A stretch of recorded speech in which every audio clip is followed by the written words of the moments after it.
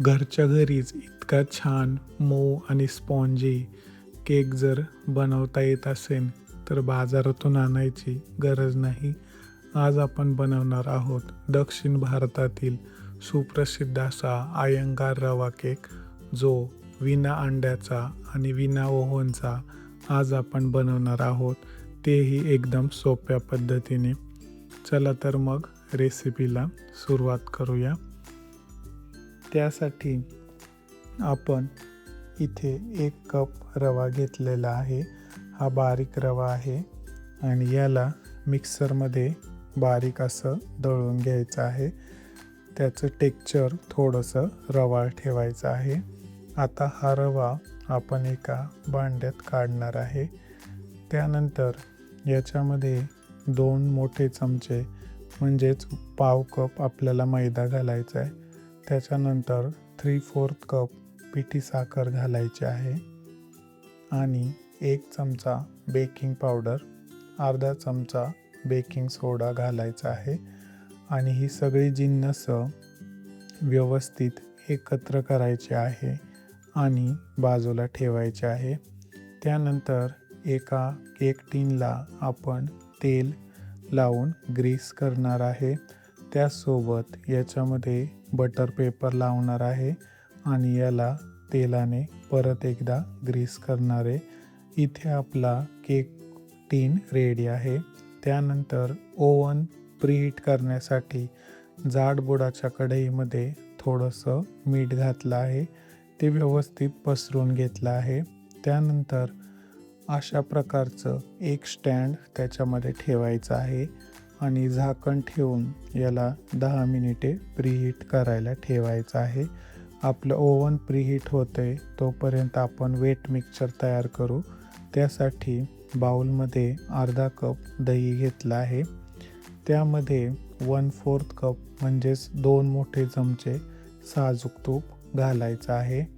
केकला छान फ्लेवर येण्यासाठी 1 चमचा व्हॅनिला फ्लेवर घातला आहे आणि हे सगळं आपल्याला व्यवस्थित फेटून घ्यायचं आहे. एकदम स्मूथ कन्सिस्टन्सी तयार होईल इथपर्यंत आपल्याला याला फेटून घ्यायचं आहे. याच्यामुळे आपल्या केकला छान सुगंध आणि स्पॉन्जीनेस येतो. आपल्या या मिश्रणामध्ये आपण जे रव्याचं मिश्रण आहे ते घालायचं आहे आणि ही सगळी जिन्नस परत एकदा व्यवस्थित एकत्र करायचं आहे. मिश्रण जर घट्ट वाटत असेल तर याच्यामध्ये 2 चमचे दूध तुम्ही घालू शकता. इथे 2 चमचे दूध घातलं आहे आणि याला परत एकदा व्यवस्थित असं मिक्स करून घेतलं आहे. याच्यामध्ये कुठल्याही प्रकारच्या गुठळ्या आपल्याला ठेवायच्या नाही आहे. कट अँड फोल्ड मेथड वापरून आपण हे मिश्रण व्यवस्थित फेटलं आहे. जास्त फेटायचं नाही, नाहीतर केक स्पॉन्जी होणार नाही. फेटलेलं हे मिश्रण आता आपण केक टीनमध्ये ट्रान्सफर करणार आहोत. केक टीनमध्ये ट्रान्सफर केल्यावरती याला आपल्याला थोडंसं टॅप करायचं आहे, जेणेकरून सगळे एअर बबल्स निघून जातील. प्रीहीटेड कढईमध्ये आता आपण आपला केक ठेवणार आहोत. कढई आधीच गरम झालेली आहे.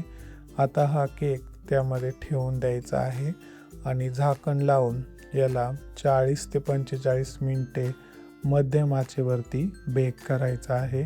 तुम्ही हा केक ओव्हनमध्ये सुद्धा बेक करू शकता. 40 ते 45 मिनिटानंतर आपला केक व्यवस्थित शिजला आहे. केक तयार झाला की नाही हे तपासण्यासाठी आपण टूथपिक घालणार आहे. टूथपिक आपली स्वच्छ आली आहे, याचा अर्थ केक पूर्णपणे शिजला आहे. त्याला बाजूला काढून 4 ते 5 तासापर्यंत ठेवून व्यवस्थित थंड करून घ्यायचा आहे. 4 ते 5 तासानंतर आपला केक थंड झाला आहे. आता ह्या केकच्या कडा आपल्याला व्यवस्थित मोकळ्या करून घ्यायच्या आहे. त्यानंतर उलटं करून त्याला थोडंसं टॅप करायचं आहे.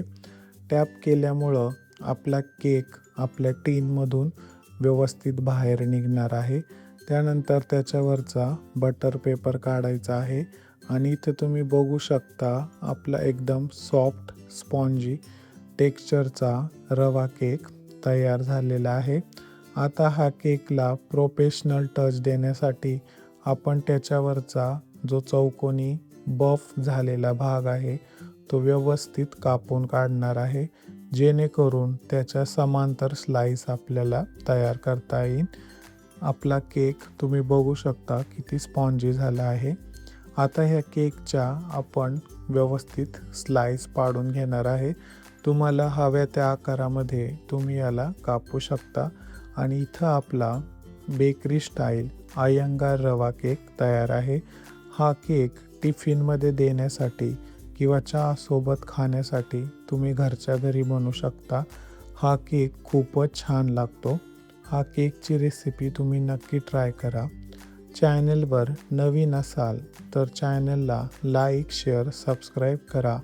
रेसिपी आवडली असेल तर तुमच्या मित्रमैत्रिणींसोबत नक्की शेअर करा. पुन्हा एकदा भेटूया नवीन रेसिपीसोबत.